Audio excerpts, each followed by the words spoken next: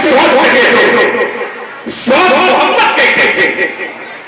سوچ اگر تو سوچ سکے تو سوچ محمد کیسے تھے؟ جن کے لیے خود کعبہ چھوٹا وہ سوچ محمد کیسے تھے؟ ارے جان سے جب جب چاہا کھیلا، جب چاہا تب توڑ دیا، توڑ کے اس کو پھر سے جوڑا، سوچ محمد کیسے تھے؟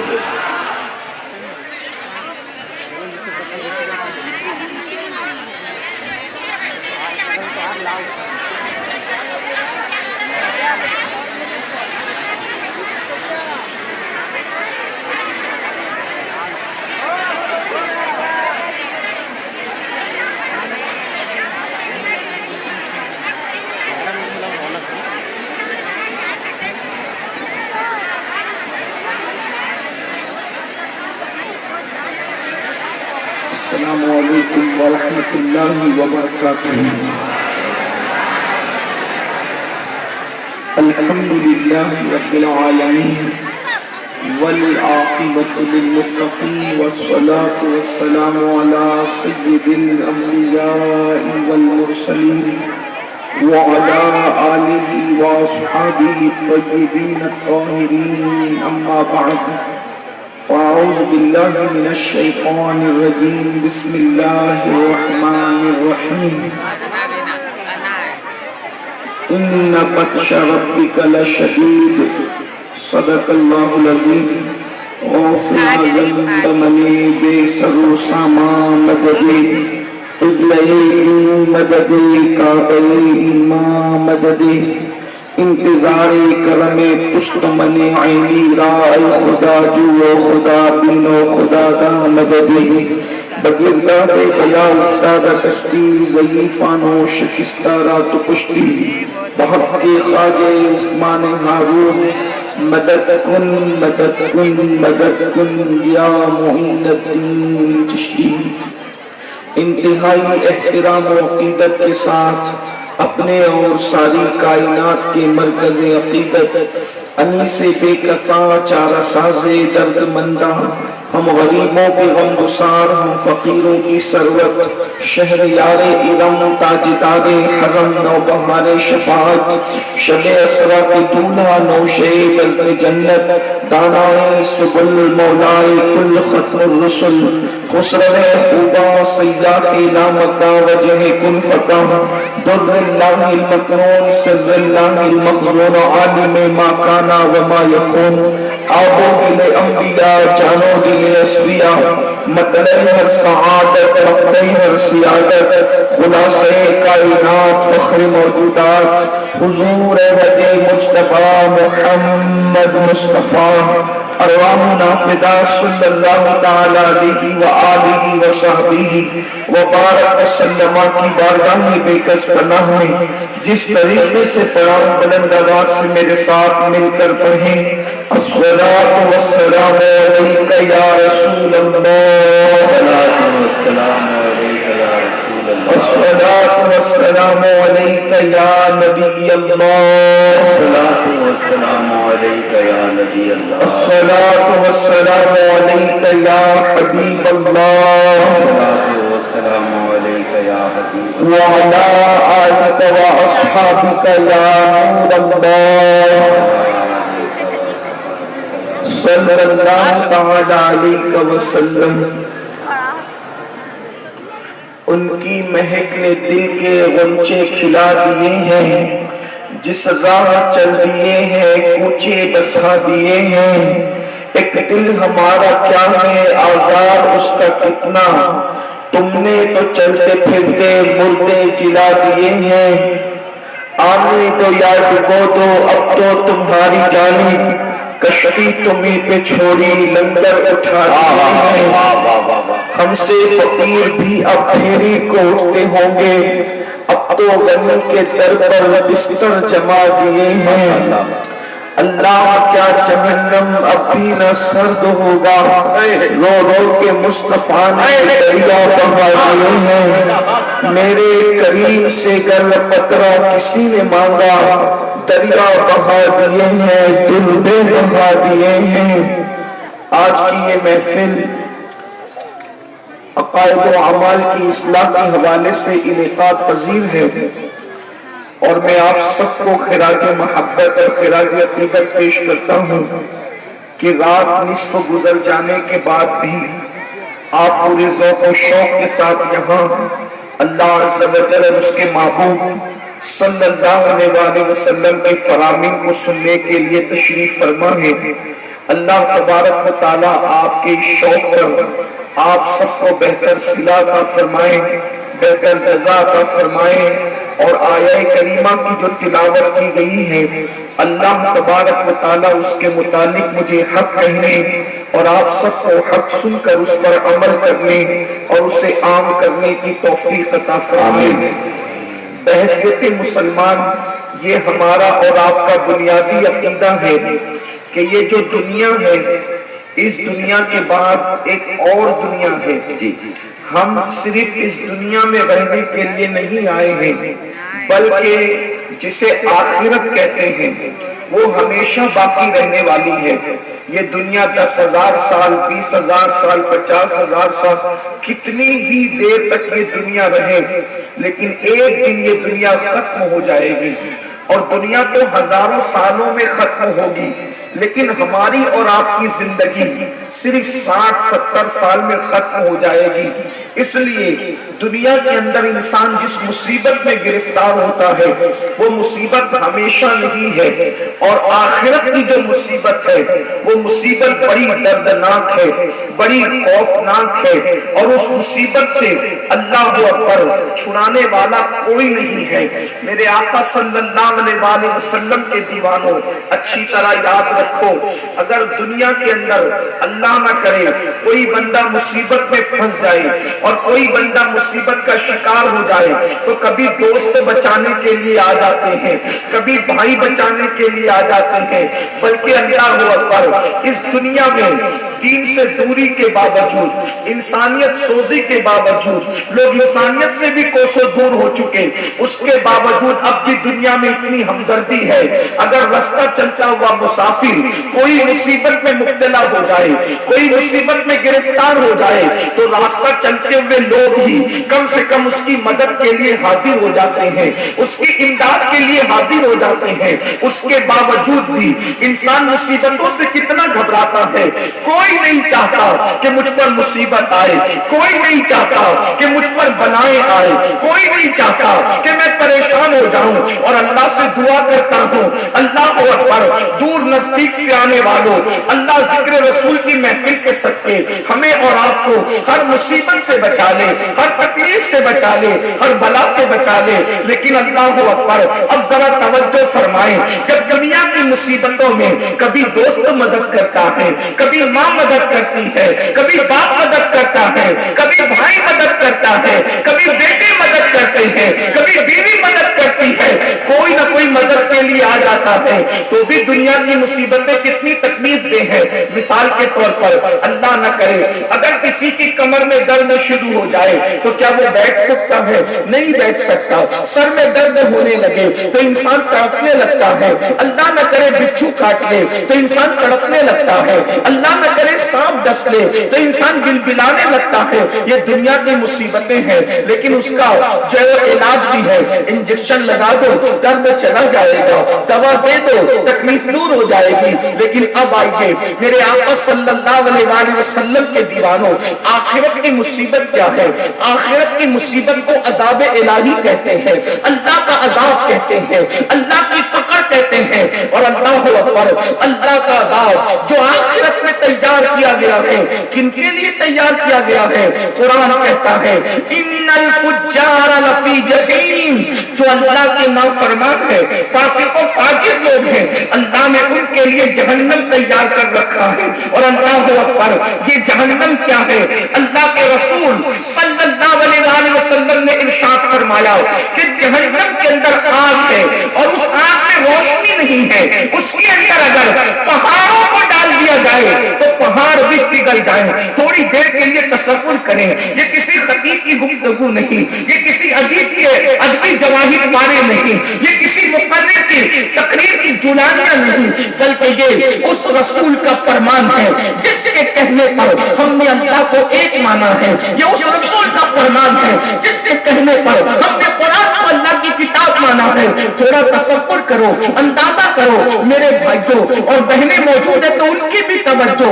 اللہ اکبر, جس جہنم کے اندر پہاڑ بھی پگھل جائیں, پتھر نہیں بلکہ پتھروں کا مجموعہ, پتھروں سے بنے ہوئے پہاڑ بھی جس جہنم کے اندر پگھل جائیں گے, اس جہنم کے اندر میرا اور آپ کا کیا حال ہوگا. اللہ رب العزت سے دنیا کی مصیبتوں سے چھٹکارے کے لیے دعا مانگنے والوں, دنیا کی مصیبتوں سے ڈرنے والوں, ذرا تصور تو کرو, ذرا گمان تو کرو, جس میں پہاڑ پگھل جائیں گے اس میں انسان کی پوزیشن کیا ہوگی, انسان کی ہڈی اور چمڑی کا حال کیا ہوگا. اب آئیے ذرا ٹھنڈے دل کے ساتھ اللہ اکبر ایک حدیث پاک جو کئی احادیث کا مجموعہ ہے اس کو ذرا توجہ سے سن لیں اور میری گفتگو مکمل ہوگی. اللہ اکبر, میرے اور آپ کے آقا مصطفیٰ جان رحمت صلی اللہ علیہ وسلم جب معراج پر تشریف لے گئے, حضور علیہ السلام نے جب سفر معراج کیا, ہم معراج کا جشن مناتے ہیں, آپ نے بھی معراج النبی کے جلسے میں شرکت کی ہوگی. وہ معراج کا سفر جس پہ براق پر بیٹھ کر آقا بیت المقدس تک گئے, پھر آسمانوں تک گئے, اس کے بعد جب سدرہ پر گئے, اس کے بعد عرش پر گئے, اس کے بعد لامکہ پر گئے اور اللہ کا دیدار کیا. اللہ اکبر, ہمارے آقا علیہ السلام نے ماتھے کی آنکھوں سے اللہ کا دیدار کیا اور ارشاد فرمایا انی رأیت ربی, میں نے اپنے رب کو دیکھا.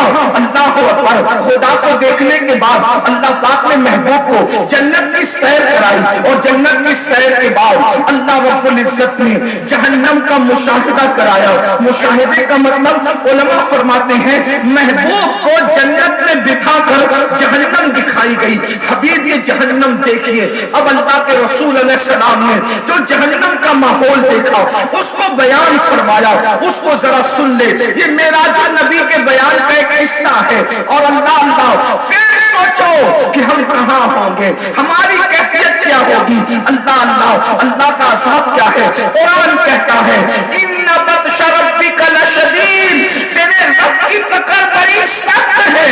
اللہ کی پکڑ سے ڈرو, اللہ کی پکڑ سے ڈرو, اس لیے کہ جب وہ پکڑ کرے گا, جب وہ عذاب دے گا تو بھائی کو پتہ بھی نہیں چلے گا, باپ کو پتہ بھی نہیں چلے گا, ماں کو پتہ بھی نہیں چلے گا. میرے امام کہتے ہیں ان کے سوا رضا کوئی حامی نہیں جہاں, ان کے سوا رضا کوئی حامی نہیں جہاں. گزرا کرے پسر کے پدر کو خبر ہو, جب بیٹی بھی گزرے گی تو باپ کو پتہ بھی نہیں چلے گا, کسی کو پتہ نہیں چلے گا. اور یاد رکھنا اگر کوئی سوچے کہ پتہ بھی چل جائے تو کوئی کر کیا سکے گا. اللہ اکبر, وہاں تو کسی کو اجازت ہی نہیں ہوگی, وہاں تو کسی کو اللہ اکبر, اللہ اکبر, وہاں تو کسی کی طاقت بھی نہیں ہوگی. میرے امام مزید فرماتے ہیں, کہتے ہیں کہ شفاعت کرے حشر میں جو ہماری, سوا تیرے اس کو یہ قدرت ملی ہے. ارے سب کو اپنی اپنی پڑی ہوگی. اللہ اکبر. اب آئیے معراج النبی میں معراج کی شب میں اللہ کا دیدار بھی کیا, جنت کی سیر بھی کی اور جہنم کا جو مشاہدہ کیا اس کو سنے. میرے اور آپ کے آقا و مولا خاتم النبیین قائد المرسلین سید العالمین فرماتے ہیں کہ جب میں نے, اے میرے صحابہ, آقا صحابہ کو بیان کر رہے ہیں, اے میرے صحابہ, جب میں نے جہنم کا مشاہدہ کیا, آقا ارشاد فرماتے ہیں تو میں نے دیکھا ایک بندہ لیٹا ہوا ہے, جہنم کے اندر لیٹا ہوا ہے. ہائے ہائے, اللہ کے رسول بیان کر رہے ہیں جہنم کے اندر لیٹا ہوا ایک بندہ اور ایک بہت بڑا پتھر اس کے سر پہ مارا جا رہا ہے. اللہ اکبر. میں آپ کے اور اپنے چہرے کو دیکھتا ہوں تو مجھے بھی اپنے آپ اور آپ پر بھی ترس آتا ہے کہ اللہ اکبر, کتنے کمزور ہیں ہم لوگ اور خدا کا عذاب کتنا طاقتور ہے. کیسا وہ خوفناک ماحول ہوگا. اللہ کے سچے نبی فرما رہے ہیں اور یہ بات سننا اور دھیان سے سننا اور غور سے سننا، اور دیر تک آپ کو امتحان میں نہیں رکھیں گے مختصر میں، لیکن یہ کسی کے دل کی آواز ہے، یہ کسی کے دل کی صدا ہے۔ اے میری قوم کے جوانوں، سوچو تو صحیح، اللہ اکبر، جہنم کی آگ پر کوئی لیٹا ہو اور اس کے سر پہ بڑا پتھر مارا جا رہا ہو، اللہ کے رسول بیان کر رہے ہیں، اللہ کے سچے نبی بیان کر رہے ہیں، اللہ اکبر، یہ اتنے سچے ہیں، سچے تو دنیا میں بہت آئے لیکن میرے نبی اتنے سچے ہیں جن کی سچائی کی گواہی ان کے دشمن بھی دیتے ہیں، دشمن بھی جسے صادق الوعد الامین کہتے ہیں، جس کی سچائی کی گواہی اللہ تبارک و تعالیٰ دیتا ہے۔ اللہ اکبر، ذرا غور تو کریں، یقیناً آپ کو معلوم نہیں ہے اس لیے آپ کہیں اور جا رہے ہیں، یہ جلسے اسی لیے تو ہے، ہمارے حکیم صاحب نے اسی لیے فرمایا یہ جلسے اسی لیے تو ہے تاکہ آپ کی معلومات میں اضافہ ہو، آپ کو بتایا جائے، آگاہ کیا جائے کیا ہو رہا ہے۔ اللہ اکبر، میرے آقا سچے نبی صادق المصدوق فرماتے ہیں ایک شخص لیٹا ہوا ہے اور اس کے سر پہ بڑا سا پتھر مارا جا رہا ہے اور وہ پتھر لڑک کر دور جاتا ہے، وہ بندہ اس کو اٹھا کے لاتا ہے تو پتھر سے جو سر کچلا گیا تھا، شارحین فرماتے ہیں سر پتھر سے جب کچلا جاتا تھا تو وہ سر ایسے پس جاتا تھا جیسے چنے پہ ہتھوڑا مارنے سے چنا پس جاتا ہے، ویسے وہ پتھر مارنے سے سر پستا ہے۔ اور آپ اس کا اندازہ کر سکتے ہیں، پڑھے لکھے لوگ ہیں، سوچ بوجھ والے لوگ ہیں، جب سر سے پتھر ٹکراتا ہے اس سر کی کیفیت کیا ہوتی ہے؟ لوگ ہیلمٹ لگا کر سفر اس لیے کرتے ہیں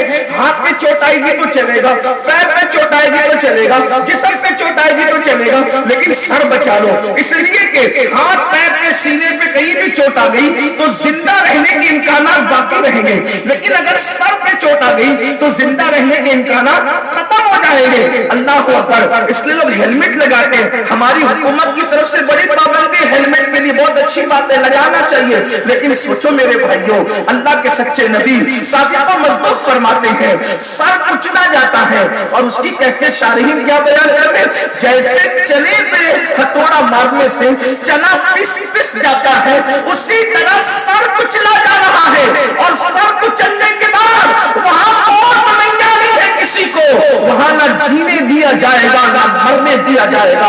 اللہ اکبر، کیا دردناک صورتحال ہے۔ اللہ اکبر، آقا فرماتے ہیں پتھر لڑک کر جاتا ہے، سر پھر درست کر دیا جاتا ہے، پھر پتھر مارا جاتا ہے، پھر وہ ویسے ہی پس جاتا ہے، پھر پتھر لڑک کر جاتا ہے، پھر لایا جاتا ہے، سر ویسے ہی پس جاتا ہے۔ میرے آقا فرماتے ہیں میں نے جبریل سے پوچھا اے جبریل یہ کون لوگ ہیں اور ان کو یہ دردناک عذاب کیوں دیا جا رہا ہے؟ تو جبریل امین عرض کرتے ہیں یا رسول اللہ صلی اللہ علیہ وآلہ وسلم یہ لوگ نماز نہیں پڑھتے تھے دنیا میں، اس لیے ان کا یہ حال ہے۔ اللہ اکبر، میرے بھائیوں آپ سے پوچھنا چاہتا ہوں، آپ لوگ 4 گھنٹے سے، کوئی 5 گھنٹے سے، کوئی 3 گھنٹے سے اس جلسے میں بیٹھا ہوا ہے، لیکن آپ سے پوچھتا ہوں کتنے شوق سے جلسے میں آتے ہو، جلسے گھنٹوں چلتے بیٹھتے ہو، اللہ اکبر، لیکن نماز پڑھنے میں کتنا ٹائم لگتا ہے؟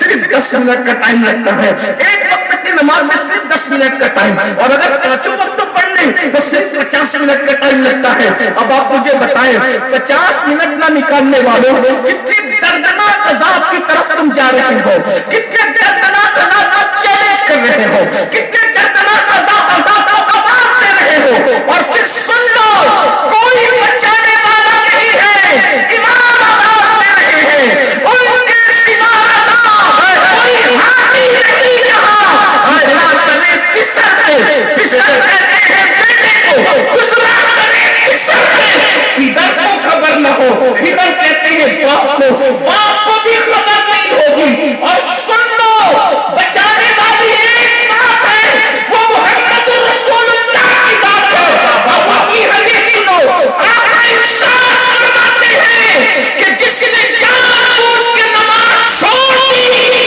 قیامت کے دن اس کے ساتھ میرا کوئی وعدہ نہیں ہے۔ دھوکے میں مت رہنا، اللہ کے رسول نے آگاہ کر دیا، حضور علیہ السلام نے آگاہ کر دیا ان کے ساتھ میرا کوئی وعدہ نہیں ہے۔ جو نماز چھوڑ دیتے ان کے ساتھ آقا فرماتے میرا کوئی عہد نہیں ہے، کوئی وعدہ نہیں ہے۔ مسجدوں کو ویران کرنے والوں، مسجدوں سے کوسوں دور بھاگنے والوں، بتاؤ کیا یہ عذاب ہم سے برداشت ہو سکے گا؟ کیا یہ عذاب ہم برداشت کر سکیں گے؟ گے نہیں نہیں ہرگز نہیں. اپنی جوانی پر رحم کھا لو, اپنی ہڈی چمڑے پہ رحم کھا لو, اپنے آپ پہ رحم کر لو. میں آپ سے کسی اور کے لیے رحم کی بھیک نہیں مانگ رہا ہوں, میں آپ سے آپ کے لیے رحم کی بھیک آپ سے مانگ رہا ہوں. نہیں برداشت کر سکیں گے. یہ دنیا چند سال کی ہے, یہ دنیا میں چند دن جینا ہے, پھر موت ہے. روح کا رشتہ جسم سے ٹوٹ جائے گا میرے بھائیوں, مر جاؤ گے.